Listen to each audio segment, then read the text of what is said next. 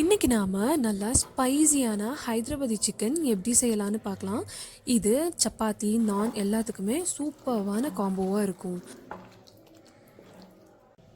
Hyderabadi chicken செய்ய இன்றைக்கி நான் 1/2 kg சிக்கன் எடுத்திருக்கேன். அதில் 1 tablespoon ginger garlic paste, 1 spoon மல்லித்தூள், 1 spoon chilli powder, 1/2 spoon pepper powder, 1/2 spoon மஞ்சள் தூள், 1/2 ஸ்பூன் கரம் மசாலா, கொஞ்சம் வினிகர் சேர்த்துருக்கேன், ஒரு 1/2 கப் தயிர், அப்புறம் கொஞ்சமாக cashew பேஸ்ட் சேர்த்துருக்கேன், 1 spoon red chilli sauce, 1/2 spoon soya sauce, 1 spoon ketchup, அப்புறம் ஒரு தக்காளியை அரைச்சி சேர்த்துருக்கேன்.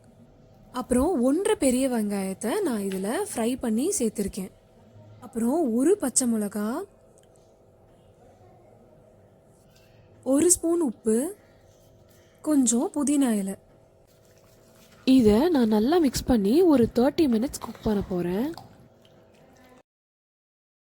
ஒரு கடாயில் ஒரு 2 டேபிள் ஸ்பூன் எண்ணெய் ஊற்றி கொஞ்சம் கருவேப்பிலை போட்டு நான் மேரினேட் பண்ண சிக்கனை இதில் ஆட் பண்ணி ஒரு 30 மினிட்ஸ் நான் இதை குக் பண்ணிக்கிட்டேன்.